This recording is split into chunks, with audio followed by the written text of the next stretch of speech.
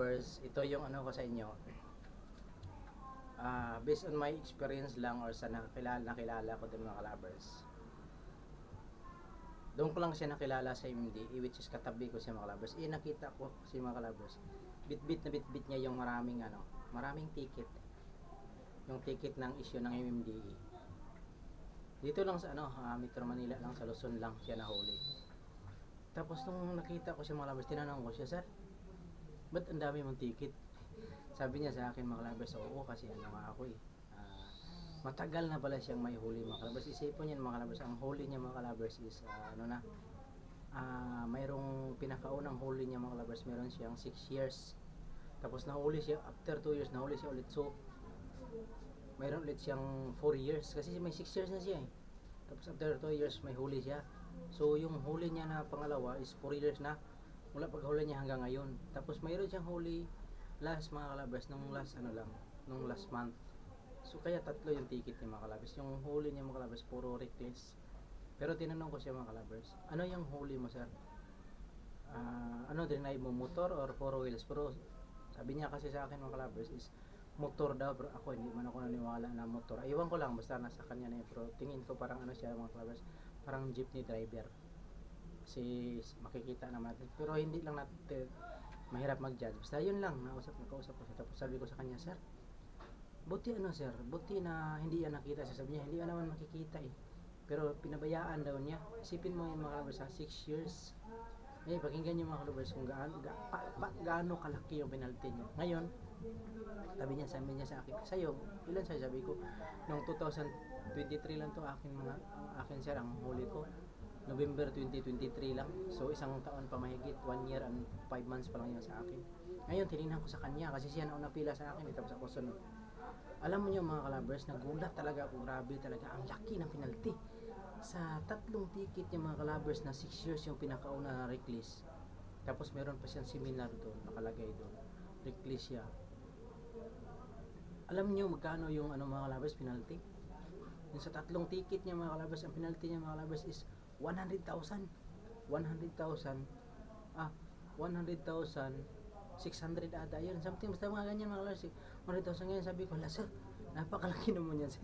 Paano yan? Bakit ganyan kalaki? Napabayaan na niya." Pero sa tingin ko mga kalabers, yung ticket kasi niya ng mga kalabers, hindi na binirify doon kung ano yung mga ano yung violation niya ba, kasi yung sulat kasi doon halos hindi ko na mabasa sa system ng hindi na makita yun, pero yung sa sulat niya doon kasi sobrang kalumaan at saka parang nababasa siguro yung ticket niya, hindi na mababasa kung ano yun. Tapos ngayon 100,000 inabangan ko siya kasi kasunod kami nang pagkasabi ng MD mga kalabers na akyat sa taas para malaman doon kung makalest. Akyat din kami, akyat siya, tapos sumunod lang ako. Tinignan ko mga kalabers. Alam niyo mga kalabers, yung 100,000 niya, magkano yung na-list? Ano yun mga kalabers, paglabas ng supervisor or manager siguro yun, or pinaka-head nila. Yung niya mga kalabers, napakalaking bagay talaga. Kaya pag may huli kayo, huwag niyong bayaran agad, agad niyong bayaran dyan. Doon, pwede kayo makiusap doon. Tapos ngayon, yung 100,000 yung mga kalabers, binigyan siya ng discount. Alam mo yung magkano yung discount mga kalabers? Yung 100,000 yung mga kalabers, nagiging 22,400 na lang. O diba, napakalaki. Pero kung tutuusin mga kalabers, napakalaki ng discount niya. Pero kung ako lang sa kalagayan tulad yung 22,000 mga kalabers, malaki pa rin yun. Napakalaki pa rin yung laking bayaran pa rin yun. Parang marami siguro yun siyang mga nilabag or baka sinasagot-sagot niya yung or something hindi na natin alam.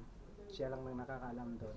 Tapos yun mga kalabers, sabi ko, "Sir, sir, bayaran mo ba yan?" Sabi niya, "Wala akong pambayad." Umuwi na siya mga kalabers. Doon ako iniisip ko ba na kung kayo mga kalabers na may mga huli kayo, wag pala natin yung pabayaan. Kung kaya natin i-settle na kinabukasan or kahit mga isang linggo lang or ilang buwan lang, pwede yon mga kalabers. Hindi lang yung ganun kasi kaya yung yung kwento na yung mga kalabers parang aral sa akin. Ako isang driver, parang aral sa akin na wag talagang pabayaan. Sa akin lang yun, payo lang para din talaga ma-aware lahat. At saka yung ibang may mga ticket mga kalabers na matagal na hindi na hindi nabayaran. Huwag kayong, ang iba pa naman yan, humihingi ng mga fixer para mabayaran. Huwag kayo mismo pupunta doon, makalist pa kayo, totoo yun. Tunay yun mga kalabas. Kayo pupunta mismo sa opisina, makalist pa kayo, makadiscount pa kayo doon. Huwag yung hahanap kayo ng fixer para mabayaran nyo. Huwag. Kaya habang ngayon, habang maaga pa, yung may mga sa payo ko lang para hindi kayo matulad sa amin ng mga experience ba. Mayroon kayong huli, isettle nyo na ng maaga. Kaya yun lang. Thank you sa lahat. Maraming salamat sa mga supporters ko at saka mga nagsusubaybay sa mga videos ko. Maraming salamat sa inyong lahat. Yes, let's go.